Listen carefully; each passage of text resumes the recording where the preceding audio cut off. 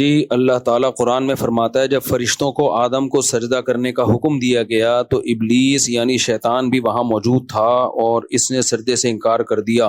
ابلیس جو کہ ایک جن تھا، کیا اس کا مقام فرشتوں کے برابر تھا اور کیا وہ فرشتوں کے ساتھ اللہ تعالیٰ کی بارگاہ میں موجود ہوتا تھا؟ قرآن اس کی ڈیٹیل میں نہیں جاتا، لیکن کیا کوئی مستقل احادیث ہیں جو اس پس منظر کو ڈیٹیل میں بتاتی ہوں؟ قرآن میں جب اللہ نے یہ بتا دیا کہ تمام فرشتوں نے سجدہ کیا سوائے شیطان کے، کان من الجن، اور وہ جنات میں سے تھا، تو دلالت النص سے پتہ چلتا ہے کہ فرشتوں کے ساتھ جنات کو بھی حکم تھا۔ دلالت النص کسے کہتے ہیں؟ جس کا واضح ذکر نہ ہو لیکن اس کلام کو درست کرنے کے لیے، یعنی اس کلام سے سرسری غور سے پتہ چل رہا ہو کہ یہ بھی حکم تھا، بلکہ اس کو کہتے ہیں اقتضاء النص۔ کیا مطلب؟ جیسے قرآن میں آتا ہے کہ اگر کوئی شخص کسی کی وفات ہو جائے وَوَرِثَهُ أَبَوَاهُ، اور اس کے وارثین میں صرف اس کے والدین ہیں، ابا اور اماں، اور کوئی بھی وارث نہیں ہے زندہ، فَلِأُمِّهِ الثُّلُثُ، تو اماں کو 1/3 حصہ ملے گا۔ ابا کا نہیں بتایا کہ کتنا ملے گا۔ اب کوئی کہے، جس مفتی سے بھی پوچھو کہ اگر کوئی شخص کی وفات ہو گئی، اس کے وارثوں میں نہ بیوی ہے نہ بچے ہیں، صرف ایک ابا اور ایک اماں ہیں، تو سارے مفتی کہتے ہیں کہ 1/3 اماں کا اور 2/3 ابا کا، 33% اماں کا، 66% ابا کا۔ حالانکہ ابا کا تو قرآن میں 66% کہیں بھی نہیں لکھا ہوا۔ تو ہم کیا کہیں گے کہ قرآن کہہ رہا ہے صرف ابا اور اماں وارث ہیں، تو وارث کو ملتا ہے یا نہیں ملتا؟ ملتا ہے۔ اس سے پتہ چل گیا ابا کو ملے گا لازمی، ابا کو قرآن وارث کہہ رہا ہے۔ اور یہ بھی کہہ رہا ہے صرف یہ دونوں ہی وارث ہیں، اماں اور ابا۔ اس سے یہ بھی پتہ چل گیا کہ کوئی تیسرے کو نہیں ملے گا۔ پھر قرآن نے کہہ دیا اماں کو 1/3 ملے گا، تو جب 1/3 اماں کو ملے گا تو جو باقی بچے گا وہ ابا کے علاوہ کسی کو اس لیے نہیں ملے گا کہ قرآن ان کو وارث ہی نہیں مان رہا، اور سارا ابا ہی کو اکیلے کو اس لیے ملے گا کہ دوسرا وارث صرف ابا ہی ہے، تو وہ سارا کتنا رہتا ہے؟ 66%۔ تو اس کو کہتے ہیں اقتضاء النص، یعنی کلام کو درست ماننے کے لیے ہمارے پاس اب کوئی آپشن ہی نہیں ہے کہ ہم یہ فرض کریں کہ ابا کا 2/3 ہے، ورنہ قرآن کا کلام ہی کیا ہو جائے گا؟ غلط ہو جائے گا۔ مثال کے طور پر قرآن کہتا ہے اگر کوئی شخص مر جائے اماں کو 1/3 ملے گا، اور وارث صرف ابا اور اماں ہے، کوئی اور وارث بھی نہیں ہے۔ ہم اگر ابا کو 1/3 دیں، 1/3 سے زیادہ نہ دیں، تو اس کا مطلب کیا ہوا کہ پھر باقی آپ کسی اور کو دیں گے، تو یہ وَوَرِثَهُ أَبَوَاهُ کا لفظ ہی غلط ہو جائے گا۔ قرآن کہہ رہے وارث یہ دونوں، آپ کسی اور کو وارث کیوں بنا رہے ہو؟ ابا کو اگر ہم 2/3 سے زیادہ دیں تو قرآن کی یہ بات غلط ہو جائے گی کہ اماں کا 1/3، کیونکہ ابا کو 2/3 سے زیادہ دیں گے تو اماں کا 1/3 سے کم کرنا پڑے گا۔ تو یہ سب قرآن کی آیت کو یعنی ٹھیک قرار دینے کے لیے ہمارے پاس یہی آپشن بچتا ہے کہ ابا کو 2/3 دینا پڑے گا، اور اسی وجہ سے قرآن نے الگ سے ابا کا تذکرہ ہی نہیں کیا کہ کامن سینس استعمال کر لو تم لوگ، ٹھیک ہے نا۔ قرآن جب فقہی مسائل بیان کرتا ہے تو بہت شارٹ میں بیان کرتا ہے، جب نصیحت کی باتیں کرتا ہے تو بہت لمبی بات ہوتی ہے، کیونکہ نصیحت میں ڈیٹیل ہوتی ہے، نصیحت میں شارٹ کلام نہیں چلتا۔ دیکھو جب آپ اپنے بیٹے کو نصیحت کرتے ہو تو انتہائی مختصر نہیں ہوتی، وہ بیٹا صحیح بن کے زندگی گزارنا، ٹھیک ہے چلو جاؤ شاباش، ایسے نہیں ہوتی نصیحت۔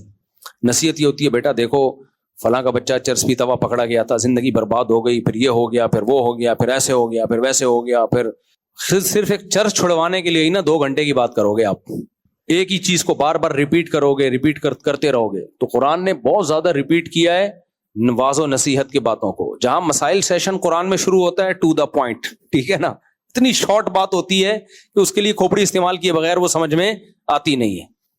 تو اور عجیب، اس وراثت کے احکام تو بہت ہی شارٹ بیان کیے ہیں قرآن نے۔ اب آپ یہ دیکھو قرآن کہتا ہے کہ اگر کسی شخص کے ایک بیٹی ہو اور کوئی وارث نہ ہو، یعنی بھائی بیٹا نہ ہو، فَلَهَا النِّصْفُ، تو بیٹی کو کتنا ملے گا؟ آدھا۔ اور قرآن کہہ رہا ہے اگر کسی شخص کے 2 سے زیادہ بیٹیاں ہوں، وَإِن كُنَّ نِسَاءً فَوْقَ اثْنَتَيْنِ، 2 سے زیادہ بیٹیاں ہوں تو فَلَهُنَّ ثُلُثَا مَا تَرَكْ، تو 2/3 ملے گا بیٹیوں کو۔ 2 کا تذکرہ ہی نہیں ہے، ٹھیک ہے نا، کہ 2 ہو تو کتنا ملے گا؟ آپ لوگ کی سمجھ میں رہنے دو۔ قرآن کہہ رہا ہے بیٹا اگر نہیں ہے نا کسی کا، صرف بیٹیاں ہی بیٹیاں ہیں، تو اگر ایک بیٹی ہے تو آدھی وراثت، 2 سے زیادہ ہیں تو 2/3، 2 ہیں کتنی ہے نہیں قرآن بیان کر رہا، تاکہ لوگ فقہا سے مسئلے پوچھیں، تاکہ پتہ چلے کہ یہ قرآن کی ڈیپ میں کچھ لوگ جائیں گے جو مسائل نکالیں گے. اور قرآن نے یہ بات کہاں کہی ہے؟ وَأَنزَلْنَا إِلَيْكَ الذِّكْرَ لِتُبَيِّنَ لِلنَّاسِ مَا نُزِّلَ إِلَيْهِمْ وَلَعَلَّهُمْ يَتَفَكَّرُونَ. ہم نے اس قرآن کو نازل کیا تاکہ آپ ایکسپلین کریں اور اس کے بعد یہ غور و فکر کریں اس میں. تو اس لیے فقہا ڈیپ میں جا کے غور کرتے ہیں, ان سے مسائل کا علم لیا جاتا ہے, وہ قرآن اور حدیث کو زیادہ سمجھتے ہیں. تو دو سے زیادہ کا تذکرہ اللہ نے اس لیے نہیں کیا کہ دو کا تذکرہ اسی سے خود ہی سمجھ میں آ جاتا ہے, کیونکہ بیٹی اگر ایک ہو تو آدھا آدھا لیتی ہے, اس بیٹی کے ساتھ اگر ایک عدد بیٹا بھی ہو تو بیٹی کا حصہ 1/3 ہو جاتا ہے اور بیٹے کو دگنا ملتا ہے. سمجھ میں آ رہی ہے بات؟ بیٹے کو کتنا ملتا ہے؟ دگنا. تو اگر بیٹی کے ساتھ ایک عدد بیٹی ہی ہو تو بیٹا اپنی بہن کا حصہ 1/3 سے کم نہیں کر سکتا, تو بہن اپنی بہن کا حصہ 1/3 سے کم کیسے کر سکتی ہے؟ حالانکہ بیٹے کو زیادہ ملتا ہے نا. بیٹے میں اتنی پاور نہیں ہے کہ اکلوتی بہن کو 1/3 سے نیچے لے آئے وہ. تو اس کے ساتھ اگر ایک اور بہن ہوتی, 2 بہنیں ہوتی, تو ان کو ہم 1/3 کیسے دیتے؟ 1/3 ان میں ڈیوائڈ کرتے تو 1/3 دونوں میں برابر ہو جاتا, تو ایک بیٹی کا حصہ 1/3 سے کم ہو جاتا. تو بیٹا بیٹی کا حصہ 1/3 سے کم نہیں کر سکتا, تو بیٹی بیٹی کا حصہ 1/3 سے کم کیسے کر سکتی ہے؟ تو اسے بتا لیں 1/3 تو ملے گا ہی ملے گا. تو 2 بیٹیوں کو جب 1/3 دیں گے تو کتنا بن جائے گا؟ 2/3. اس لیے قرآن نے کہا کہ یہ کامن سینس استعمال کرو. تو فقہاء نے استعمال کی, انہوں نے کہا بیٹی اگر ایک ہو تو 1/3, 2 ہو تو 2/3, 2 سے زیادہ ہو تو قرآن نے ویسے ہی بیان کر دیا. آپ کہہ سکتے ہو پھر قرآن 2 سے زیادہ کو بھی بیان نہ کرتا. 2 سے زیادہ کو بیان اس لیے قرآن نے کر دیا, اس میں اجتہاد چل نہیں سکتا تھا.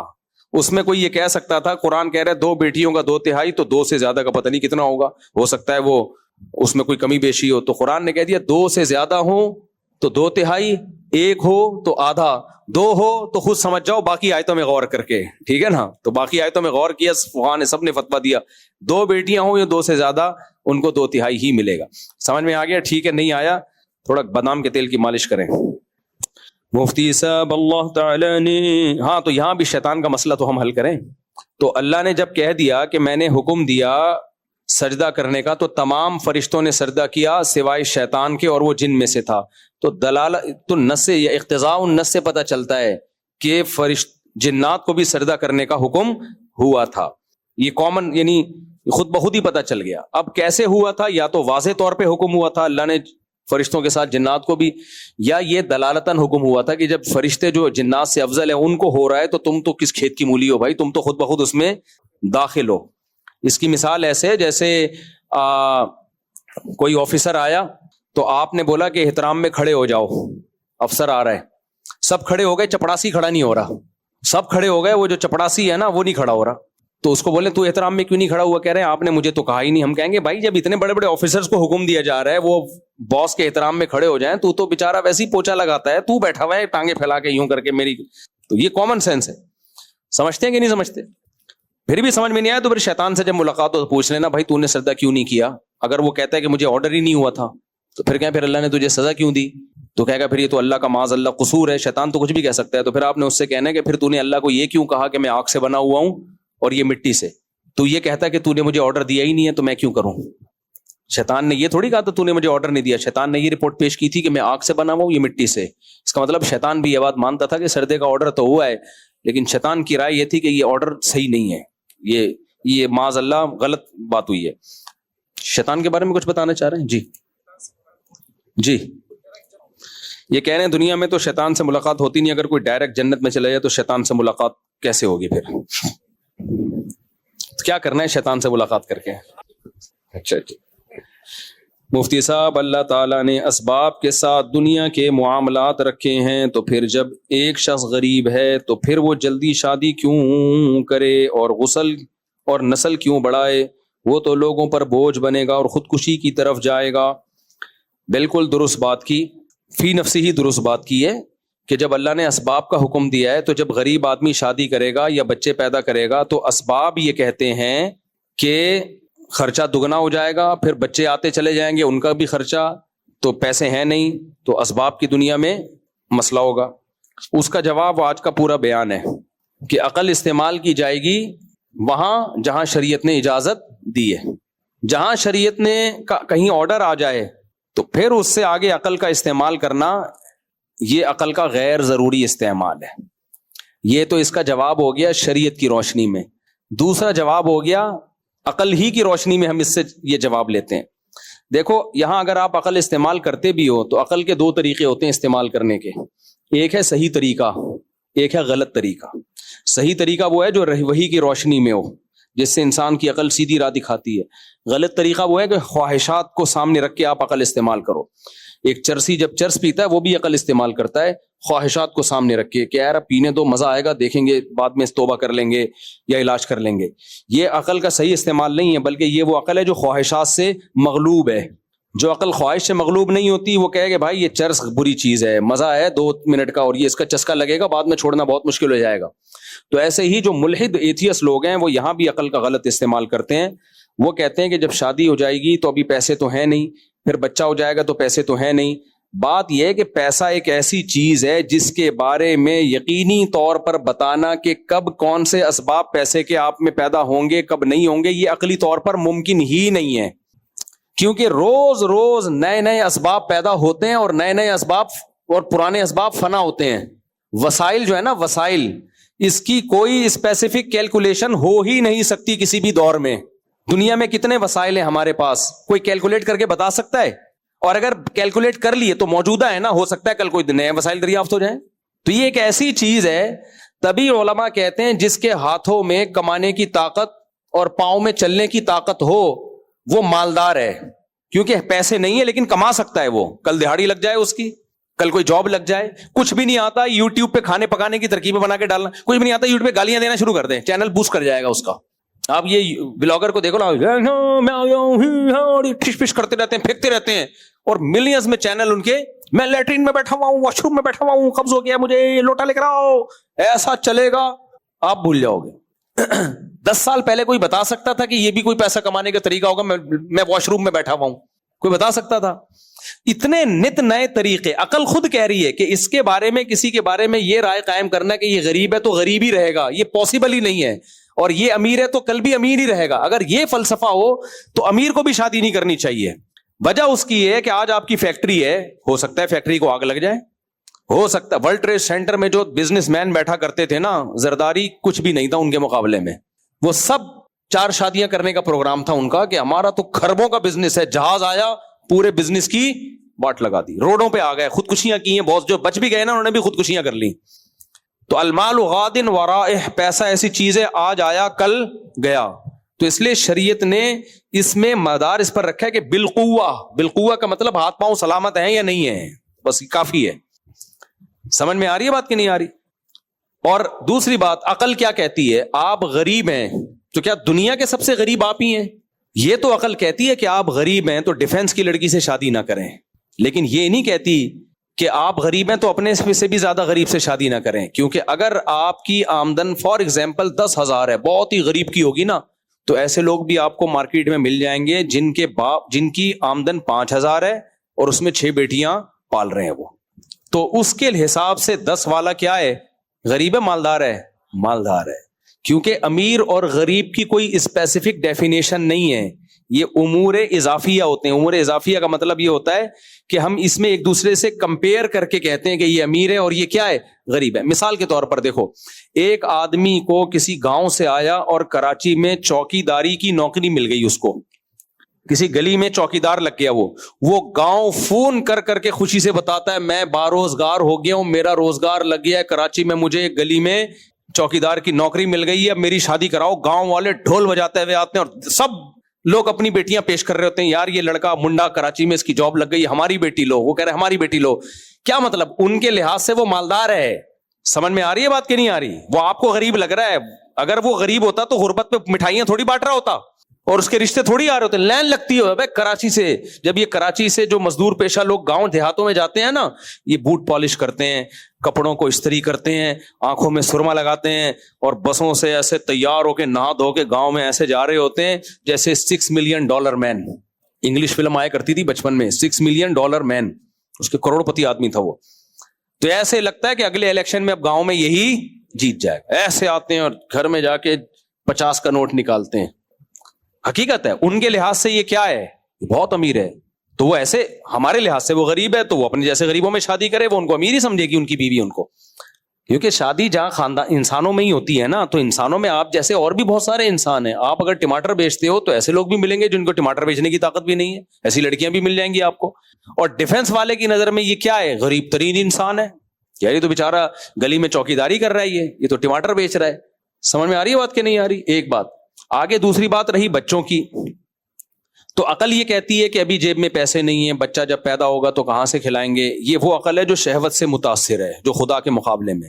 جب وحی کے نور سے عقل آراستہ ہوتی ہے تو پھر عقل صحیح استعمال ہوتی ہے. عقل کہتی ہے بچہ پیدا ہوا, ماں کی چھاتیوں میں دودھ آیا, اس کا مطلب پیدا کرنے والا اس سے غافل بولو نہیں. اس کا انتظام کس نے کیا ہوا ہے؟ اللہ نے. اب پھر وہی شہوت پرستوں کی عقل, وہ کہیں گے یار بچے کے لیے صرف دودھ ہی تو نہیں چاہیے نا, بچے کو صرف دودھ چھوڑی چاہیے, بچے کو تو اسکول کا فیسیں اور آگے علاج اور فلانا اور ڈمکانا. یہ وہ عقل ہے جو شہوت پرستی سے اور کنجوسی سے مغلوب ہے. اصل میں پیسہ بچانا مقصد ہے کہ میں ہی کھا جاؤں سارا. لیکن یہاں بھی جس کی عقل صحیح استعمال ہوگی وہ کہے گی بھائی وہ عقل کہے گی ایک سائن ہے, علامت ہے. پیدا کرنے والا کہہ رہا ہے ابھی اس کے لیے ضرورت دودھ کی ہے تو میں نے اپنی طاقت سے دودھ پیدا کر دیا. جو سب سے مشکل کام تھا وہ میں نے کر دیا, تو جو آسان ہے وہ نہیں کر سکتا میں. سب سے مشکل کام جو کسی کا باپ نہیں کر سکتا وہ دودھ پیدا کرنا ہے. بچوں کی اسکول کی فیسوں کا زکاتوں سے بھی انتظام ہو سکتا ہے, فری پھوکٹ کے اسکول بھی کھل جاتے ہیں, فری میں ٹیوٹر بھی مل جاتے ہیں. اور پہلی بات بہت سے بچوں کے لیے تعلیم ضروری بھی نہیں ہوتا, یہ بھی نالج ہے. حالانکہ یہ نہ 8ویں پاس ہے نہ 9ویں پاس ہے, 10ویں میرے سامنے گولڈ اور پیتل لا کے رکھو, میں نہیں فرق کر سکتا, اب تک نہیں کر سکتا. آپ مذاق سمجھ رہے ہو؟ میرے سامنے اگر آپ سونا اور پیتل رکھ دو نا, میں نہیں فرق کر سکتا اس میں سونا کون سا ہے اور پیتل. خواتین کر لیتی, میں نہیں کر سکتا, میرے جیسے بہت سے مرد نہیں کر سکتے ہوں گے. مجھے نہیں پتا چلتا یہ گولڈ ہے یا کیا ہے, کیوں ہم نے کبھی استعمال ہی نہیں کیا بھائی. اگر کبھی خریدا بھی گھر والوں کے لیے تو گھر والوں کو ہی دکھایا, تم دیکھ لو بھائی کیا ہے, ہمیں تو نہیں پتا بھائی کیا ہے. یہ رسید کو دیکھ لیا, رسید پہ گولڈ لکھا ہوا ہے, بندہ قابل اعتماد ہے, ٹھیک ہے بھائی. لیکن ایک کچرا چننے والے کو گولڈ, پیتل, سلور, کاپر, یہ سب چیزوں میں فرق پتا ہوتا ہے. یہ بھی پتا ہوتا ہے یہ کاپر 1 نمبر خالص ہے, اس میں ملاوٹ ہے. ہو سکتا ہے کسی سائنٹسٹ کو نہ پتا چل رہا ہو. یہ جو پہلے زمانے کے حکیم بڑے ایکسپرٹ ہوا کرتے تھے, میڈیکل سائنس تھوڑی بڑی ہوتی, تجربے کر کے, نبضیں چیک کر کے علامتیں دیکھ کے اتنے ایکسپرٹ ہو جاتے تھے, سمجھ جاتے تھے اس کی شوگر بڑھی ہوئی ہے, یہ شوگر کم ہوئی ہوئی ہے. حالانکہ کوئی لیب نہیں تھی. پہلے زمانے میں بھی شوگر ہوتی تھی, حکیم کیسے علاج کرتے تھے, وہ اندازہ ہو رہا ہے اس کو یوں ہو رہا ہے, اس کو اندازہ ہو گیا اس کی شوگر بڑھی ہوئی ہے, اس کو کہا کہ اٹھک بیٹھک کر لے بھائی, لگا ہوئے ورزش کروائی, اس کا شوگر لیول کیا کر دیا, ڈاؤن. اصطلاحات نہیں تھی لیکن علاج تھے, علاج پہلے بھی ہوتے تھے. یہ روٹ کینال جو ہے نا, روٹ کینال فرعونیوں کا ہوا ہے, اس زمانے میں بھی یہ روٹ کینال ہوتا تھا, حالانکہ روٹ کینال کا لفظ بھی نہیں تھا اس زمانے میں. تو علم کا مطلب صرف اسکول کالج نہیں ہوتا. میں اپنے دوستوں کو جانتا ہوں جنہیں جو پڑھتے ہی نہیں تھے, کمپیوٹر پہ بیٹھے ٹھش پش کرتے ویب سائٹ ڈیزائنر بن گئے, لوگوں کو بڑی بڑی کمپنیوں کو ویب سائٹ بنا کے دے رہے ہیں اور کروڑوں پتی بن گئے. وہ بھی تو علم ہے. کوئی کمپیوٹر سائنس میں انہوں نے پڑھا بھی نہیں ہے, ڈپلوما بھی نہیں کیا. تو آپ کے بچے کے لیے تعلیم ضروری ہے. کتنی ضروری ہے یہ خدا کو پتا ہے.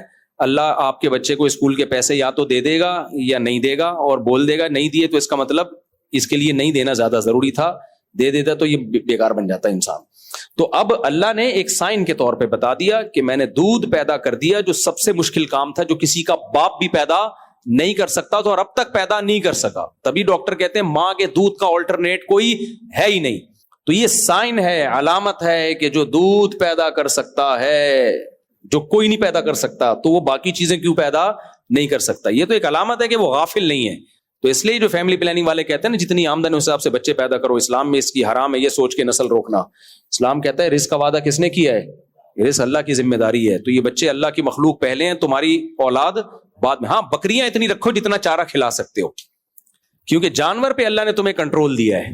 اگر مرغیوں کا دانہ تمہارے پاس نہیں ہے تو بھوکا مت مارو ان کو, کیونکہ جانور ہمارے لیے مسخر ہیں. ہم ان کی نسل بڑھا بھی سکتے ہیں اور اپنے حساب سے گھٹا بھی سکتے, اجازت دی ہے. انسان پہ ہمارا کنٹرول نہیں ہے. اللہ نے ہمیں نہیں دیا کہ اتنے بچے پیدا. انسان تو مقصود کائنات ہے, اس کی گروتھ کتنی ہوگی, کتنی کم ہوگی, کتنی زیادہ ہوگی, یہ قدرت کے اپنے ہاتھ میں ہے. اس میں انسانوں کو ٹانگ اڑانے کی اجازت نہیں. انڈیویجولی کسی کوئی بیوی بیمار ہو گئی, کوئی مسئلہ ہو گیا, وہ ایک الگ بات ہے. عمومی سطح پہ یہ تحریک بالکل حرام ہے کہ نسل بڑھاؤ یا نسل گھٹاؤ. نہ بڑھاؤ نہ گھٹاؤ, یہ کس کے ہاتھ میں ہے, اللہ کے ہاتھ میں. آپ کی آمدن ہے نہیں ہے, نسل روکنے کی آپ کو اجازت نہیں ہے, بلکہ یہ تو آپ کی انویسٹمنٹ ہے. ہو سکتا ہے غریب کو اللہ بچہ دے اس لیے رہا ہو کہ تیری غربت ختم ہو, کیونکہ یہ بچہ 15-20 سال میں بڑا ہو کے کما کے کھلائے گا. میں نے بہت سے غریب دیکھے ہیں, غریب تھے, بچے دبا کے پیدا ہوئے, کروڑپتی بن گئے, وہ کروڑپتی بن گئے. اور بہت سے امیر دیکھے ہیں, بچے ہی نہیں تھے, کاروبار دوسروں کے حوالے کیا, دکان بیچ کے کھا گئے. وہ اپنے بچے تو اپنے ابا کا کاروبار اپنا سمجھ کے چلاتے ہیں نا. اچھا میرے بھائی, اللہ تعالیٰ قرآن میں فرماتا ہے جب فرشتوں کا قانون صحیح ہو گیا میرے بھائی, مفتی صاحب ناراض نہیں ہوئی گا, مجھے لگتا ہے کہ آپ بھی عام نوجوانوں کی طرح ہی ہیں, زیادہ بزرگوں اور متقی معلوم نہیں ہوتے, آپ ہمیں جیسا علماء صلحاء ہوتے ہیں, یعنی آپ بھی نارمل لگتے ہیں, ہمیں کوئی بزرگ ٹائپ کی چیز نہیں لگتے. تو ہے, میں نے کب کہا ہے میں بزرگ ہوں بھائی, میں تو سادہ سا شادیوں والا انسان. میں تو خود لوگوں کو دوسروں سے بیعت کا مشورہ اسی وجہ سے دے رہا ہوتا ہوں, بھائی فیروز میمن صاحب سے بیعت ہو جاؤ, جا کے بیعت ہو جاؤ, یہ یہاں پر مولانا محمد احمد صاحب ہیں ان سے بیعت ہو جاؤ, اور جامعۃ الرشید میں مفتی عبدالرحیم صاحب ہیں, مولانا قاسم صاحب ہیں ان سے بیعت ہو جاؤ, دارالعلوم کرنگی میں حضرت مفتی عبدالرؤف صاحب ہیں اور تیسرے ان سے بیعت ہو جاؤ, KPK میں حضرت پیر مختار الدین شاہ صاحب ہیں, بڑا زبردست سلسلہ, ان سے بیعت ہو جاؤ. تو ہم تو خود آپ کو مشورہ دے رہے ہیں اس سلسلے میں. جی ہاں, سوال کرنے کا مقصد ہے کہ آپ بزرگ بنو, ان کا مقصد یہ ہے. جنہوں نے بھی سوال کیا نا کہ آپ کیوں ایسے ہو, آپ بنو, آپ نیک بنو, تو کوشش کرتا ہوں انشاءاللہ کل سے. نصیحت تو سننی چاہیے نا, کوشش کریں گے انشاءاللہ. اچھا میرے بھائی, ایک صاحب اعتراض کر رہے تھے, آج کے دور میں موبائل میں ذخیرہ حدیث اور درجنوں تفاسیر مل جاتی ہیں, بہت علم موجود ہے, جبکہ پہلے تو ایک حدیث سے حاصل ہوں گے, اتنا دور سفر کرنا ہوتا تھا, وسائل نہیں تھے, تو پھر تم نے یہ کیوں فرض کر لیا کہ ہمارا علم ائمہ اربعہ اور اسلاف سے زیادہ نہیں ہو سکتا؟ تو بہت یہ فرض نہیں, حقیقت ہے ہمارا علم ان سے زیادہ نہیں ہو سکتا. یہ کہتے ہیں آج کل تو گوگل پہ ساری حدیثیں مل جاتی ہیں, ائمہ کرام کو تو دور دور سفر کرنا پڑتا تھا, تو ائمہ کرام نے دور دور سفر کیا ہے اور سفر کر کے حدیثیں لی ہیں, سینوں میں محفوظ کی ہیں. آج ہم گوگل سے سرچ کر کے لیتے ہیں. ان کے علم میں اور ہمارے علم میں فرق یہ کہ ان کا علم مشاہدے پر مبنی تھا.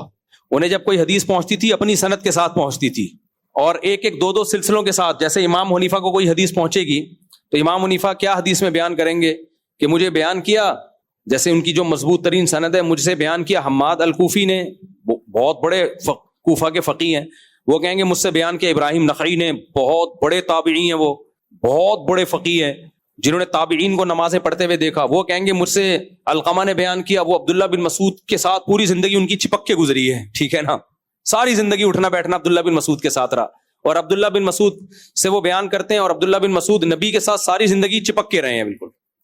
صحابہ کہتے ہیں ہم آپ کو گھر کا فرض سمجھتے تھے.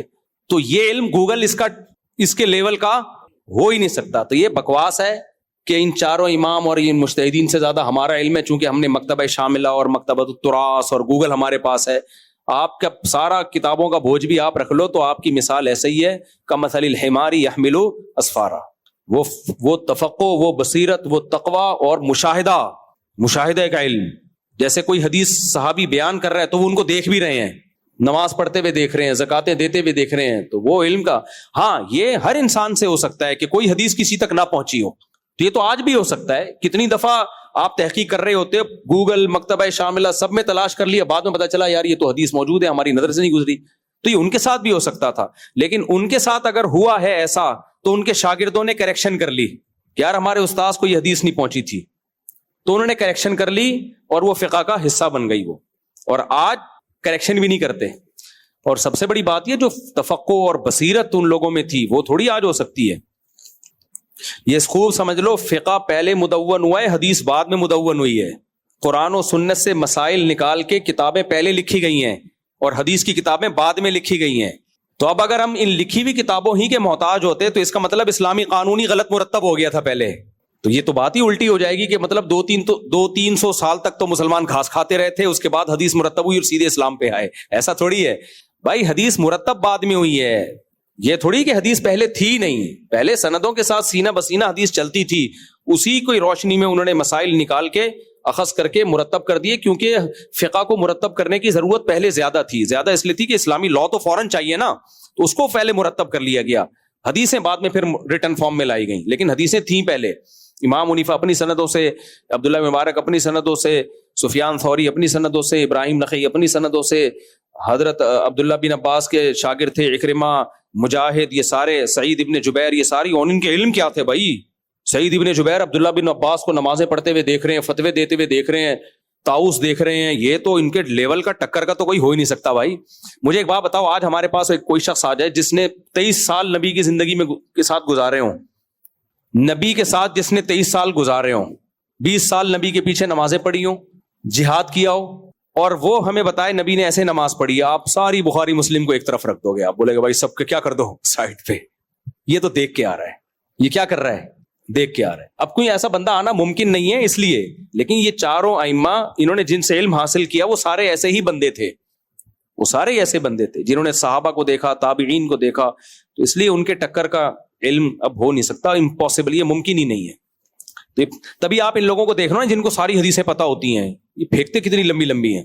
وطر کا طریقہ آج تک ہم غلط پڑھتے رہے، اس نے پوری تحقیق کے بعد ہی مسئلہ بیان کیا تھا، آج تک ہم وطر گھاس کھاتے رہے ہیں، اتنا کنفیوژن پیدا کی دنیا میں، جہاں بھی جاؤ لوگ پریشان تھے یار کہ مفتی صاحب اتنی بڑی کنفیوژن اس بندے نے، ہم نے کہا 20 سال سے ہم غلط نماز پڑھ رہے ہیں، تو وہ آپ نے دیکھ لیا، وہ وہی تھے، مکتبہ شاملہ والے ہی ہوتے ہیں یہ، وہ لوگ مکتبہ تراث والے، گوگل مفتی ہوتے ہیں یہ، تو اس کا اب تک کوئی جواب آیا نہیں ہے۔ اس کے جواب میں کچھ لوگوں نے ریکارڈ کروایا، حدیث میں آتا ہے 5 رکعتیں وطر پڑھتے تھے اور آخر میں بیٹھتے تھے، مفتی صاحب نے اس حدیث کا تو جواب دیا ہی نہیں ہے، تو اس حدیث کا جواب اس لیے کہ یہ اس کی دلیل میں ہے ہی نہیں، اس لیے میں نے جواب نہیں دیا، وہ تو جو آپ کے دعوے کی دلیلیں تھیں ان کا جواب دیا۔ اس حدیث کا مطلب کیا، 5 رکعت وطر میں آخر میں بیٹھتے تھے کا مطلب یہ ہے کہ 3 رکعت وطر اور 2 نفل، پورے کو وطر کہا گیا ہے، کیونکہ امام ترمذی نے کہا ہے پوری صلاۃ اللیل کو بھی کیا کہا جاتا تھا، وطر، تو 5 رکعت وطر میں صرف آخر میں بیٹھنے کا مطلب باقی پوری تہجد کھڑے ہو کر ہوتی تھی، آخری 2 رکعتیں بیٹھ کے ہوتی تھیں، اور یہ حدیث سے ثابت ہے نبی وطر کے بعد 2 نفل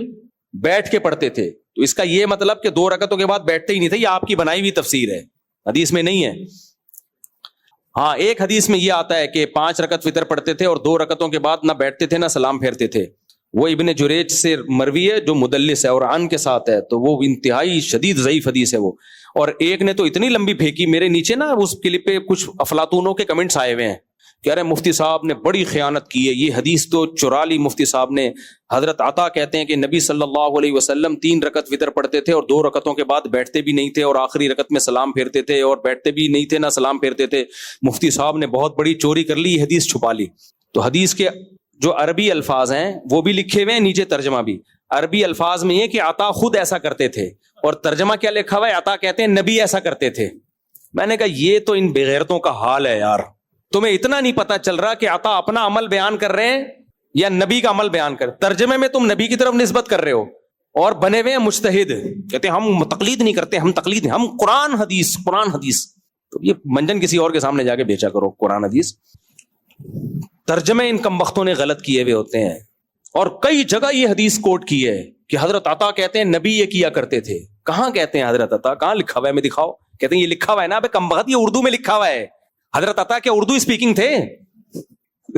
اردو میں بول کے گئے ہیں، تو وہ کہتے ہیں یہ عربی سے ترجمہ ہم نے کیا ہے، تو بھائی یہ ترجمہ غلط کیا ہے، حضرت عطا نے نبی کی طرف نسبت، ان کا اپنا اجتہاد تھا یہ، تو ہم حضرت عائشہ کے عمل کو لیتے ہیں، حضرت عائشہ نبی کی وطر کو زیادہ سمجھتی تھیں، حضرت عائشہ سے وطر کا وہی طریقہ ثابت ہے جس طرح سے حنفی پڑھتے ہیں، بالکل ایز اٹ از یہی طریقہ ثابت ہے، اور باقی تمام طریقوں کی نفی ہے سیدہ عائشہ سے۔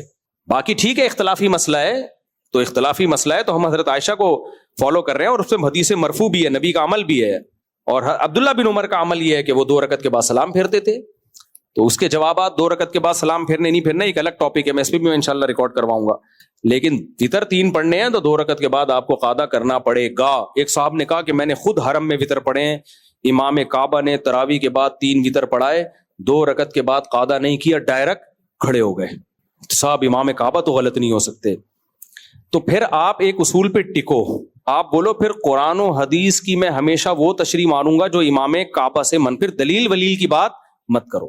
تو اس کے جواب میں پھر ہم کہیں گے آج آپ امام کعبہ کی تقلید کر رہے ہو، ہم ابو حنیفہ کی کر رہے ہیں، پھر جو تبع تابعین میں سے اور راجح قول کے مطابق تابعین میں سے تھے، جن کو 50% سے زائد امت نے فالو کیا ہے۔ برے ہم امام کعبہ کو بھی نہیں کہتے، قابل احترام ہے ہمارے لیے، تو پھر آپ مقابلہ نبی کا ابو حنیفہ سے نہیں کراؤ، پھر آپ ابو حنیفہ کا امام کعبہ سے مقابلہ کراؤ، ٹھیک ہے نا، ٹھیک ہے نا، تو اس میں امام حنیفہ کا پلہ بھاری ہے. اور اگر دلیل کی بات کرنی ہے تو دلیل سے ثابت کرو. پھر آپ امام یہ نہیں کہو امام کعبہ یہ کرتے ہیں تو امام سدیس یہ کرتے ہیں. پھر لوگ کہتے ہیں حرم میں کیسے غلط ہو سکتا ہے. یقیناً حرم میں غلط نہیں ہو سکتا بشرطے کہ 1400 سال سے ہو. یہ نہیں ہو سکتا کہ حرم میں 1400 سال سے غلط نماز پڑھی جا رہی ہو. ہاں جس نماز میں اختلاف ہے تو حنفیوں کی تو 700 سال حرم میں حکومت رہی ہے. 700 سال تو وہ حکومت رہی ہے جو پکی ڈھکی, اور اس سے پہلے بھی زیادہ تر حنفی ہی رہے ہیں.